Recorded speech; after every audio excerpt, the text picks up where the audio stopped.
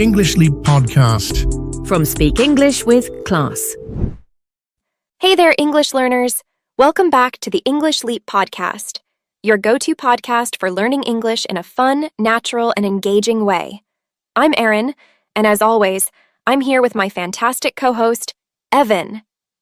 Hey everyone, so glad to be here. Erin, I have to say, I'm really looking forward to today's episode. We're diving into a topic that can truly help our listeners level up their English and sound more polished and confident. Absolutely. Whether you're at work, in a meeting, or even just having a casual conversation, the way you speak matters. And today, we're breaking down key strategies that will help you instantly sound more professional and polished. And you know what, Erin? This reminds me. Have you ever had one of those moments where you say something and then immediately think, wait, did that sound way too casual?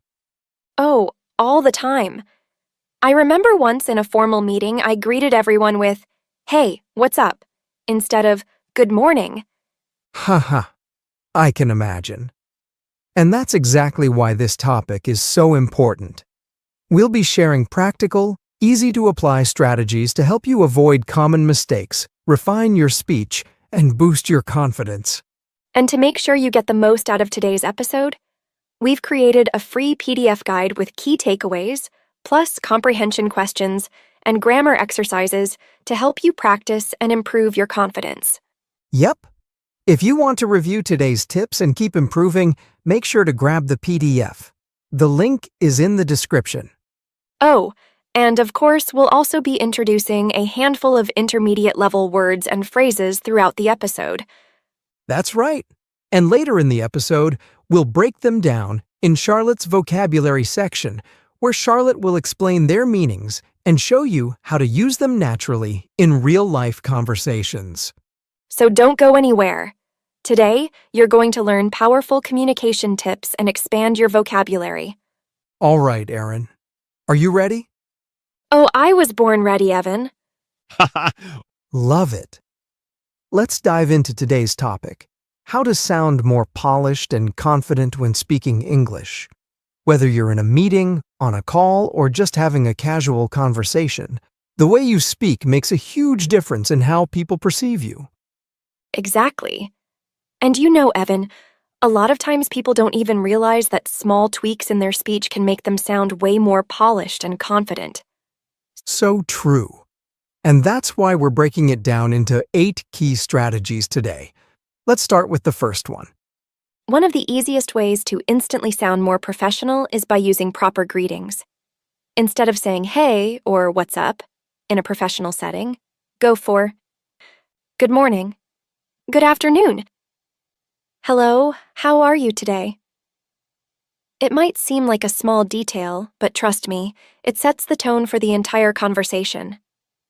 Absolutely. And here's another tip. Use people's titles and last names unless they tell you otherwise. So instead of saying, "Hey, John," say, "Good morning, Mr. Smith." Right, because addressing someone formally shows respect and professionalism. Now, another mistake that makes people sound less professional is being too wordy.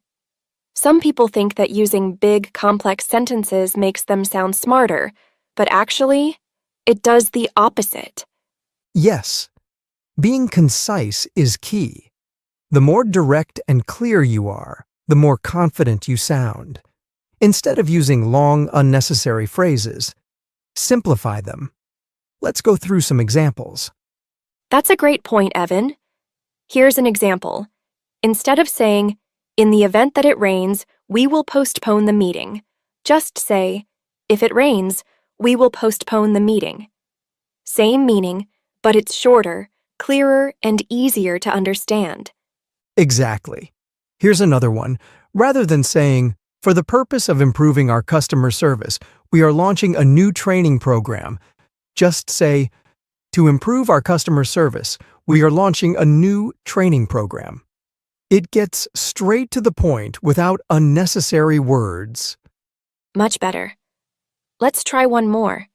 Instead of saying, "Due to the fact that she was late, the meeting started without her," simply say, because she was late, the meeting started without her. See how much crisper and more professional that sounds? Less is more when it comes to clear communication. Think about great speakers. They don't waste words. Exactly. And that brings us to our next point, eliminating filler words. Oh yes, this is a big one. Filler words like, you know, and kind of can make you sound unsure of yourself. And the tricky thing? Most of us don't even realize we're using them. I remember listening to a recording of myself once, and I was shocked at how many times I said like in just one sentence. Oh, I've been there. It's so easy to slip into the habit. Like instead of saying, I kind of think this idea might work, you could just say, I believe this idea will work. See how much stronger that sounds? Exactly. And here's a quick tip. If you catch yourself about to say a filler word, just pause instead. A short silence actually makes you sound more confident than filling the gap with or like. That's such a great trick. And another thing to watch out for is side particles. Words like basically, technically, or actually. They often don't add any real value to what you're saying. Right. Instead of saying, basically, we need to finish the report by Friday, just say, we need to finish the report by Friday. Simple, clear, and professional. Love it. The less cluttered your speech is, the more confident and authoritative you'll sound. Now, speaking of confidence, one of the best ways to sound more professional is by choosing strong, assertive words. Oh, I love this one. The way you phrase things completely changes how people perceive you. If you sound unsure, others might not take your ideas seriously. Exactly. Let's go through some common phrases that people use without realizing they sound uncertain and how to make them stronger. All right, here's one. Instead of saying, I think this is a good idea, say, I believe this is a great idea. It makes you sound confident rather than doubtful. Yes. And here's another one. Instead of saying, I was given an opportunity, say, I seized the opportunity. That small change makes it clear that you took action, rather than just receiving something passively. That's a good one. What about this? Instead of saying, maybe we could try this approach, say, let's move forward with this approach. It's much more decisive. I love that. And here's a really common one. Instead of asking, does that make sense? Ask, let me know if you have any questions. The first one makes it sound like you're doubting yourself, while the second one keeps things open but confident. Oh, that's a great point. And for the last one, instead of saying, I hope this helps, say, I'm confident this will help. It shows certainty rather than just hoping for the best. Exactly. These small changes might seem minor, but they instantly make you sound more confident and professional. So true. It's not about being aggressive. It's about speaking with clarity and certainty. Making these tweaks will help you sound more polished and persuasive. All right, here's something that a lot of people don't realize. Adding unnecessary disclaimers can actually weaken your message. Oh, I know exactly what you mean. People sometimes say things like, this might sound silly, but, or, you've probably already thought of this, but, before sharing an idea. Exactly. And when you start with a disclaimer, you make it seem like your point isn't important or isn't worth considering. Right. Instead of saying, I'm not sure if this is a good idea, but maybe we could try. Just own it and say, I suggest we try. Yes. Here's another one. Instead of saying, this may be a dumb question, but just ask, can you clarify this for me? It sounds confident and professional. I love that. If you believe in what you're saying, there's no need to apologize for it. Exactly. Removing these unnecessary disclaimers makes you sound more sure of yourself, and that makes others more likely to listen to you. All right, Aaron, let's talk about something that's really important in professional settings: giving feedback. Yes, feedback is necessary for growth, but how you say it makes all the difference. Right. If you're too harsh, you could hurt someone's confidence. But if you're too vague, they won't know what to improve. Exactly. So instead of saying, your work isn't good, say, I think this could be improved by. That way, you're offering a solution instead of just criticizing. Yes. And instead of saying, you did this wrong, say, I have a suggestion that might make this even better. It's positive and constructive. That's such a great tip. Another good approach is starting with something positive before giving feedback. For example, I really like how you structured this report. One way we can make it even stronger is by adding more details in this section. Yes. That way, the person feels encouraged instead of discouraged. Feedback should help people grow, not bring them down. Now, Evan, I know you'll agree with me on this. The way you ask questions can completely change how professional you sound. Oh, absolutely. If you ask vague or unstructured questions, it can come across as unclear or even unprofessional. Right. Instead of saying, I don't get it, try something more polished, like, excuse me, may I ask? Or instead of, can you explain that again? Say, I was wondering if you could clarify. Yes. And another great way to sound professional is to ask for more details in a structured way. Instead of just saying, what do you mean? Try, could you elaborate on that? I love that. The way you frame your question affects how people perceive your confidence and engagement. If you ask well-structured questions, you show that you're paying attention and actively participating. Exactly. And once you've asked your question, really listen to the response. Communication is a two-way street. So true. Asking clear, professional questions makes you sound more confident, prepared, and engaged. All right, last but definitely not least, how you end a conversation matters just as much as how you start it. Oh, 100%. If you end a conversation too abruptly, it can seem rushed or even rude. Exactly. Instead of just saying, okay, bye, say, thank you for your time and valuable insights. Or, I appreciate the opportunity to discuss this with you. And if next steps are involved, make that clear. Instead of saying, I'll follow up, say, I'll send you an update by Friday. Yes. And if you're in a professional setting, you can also invite future communication. Instead of just saying, talk later, say, please feel free to reach out if you have any further questions. Perfect. Closing professionally and politely leaves a positive impression and makes you sound more polished.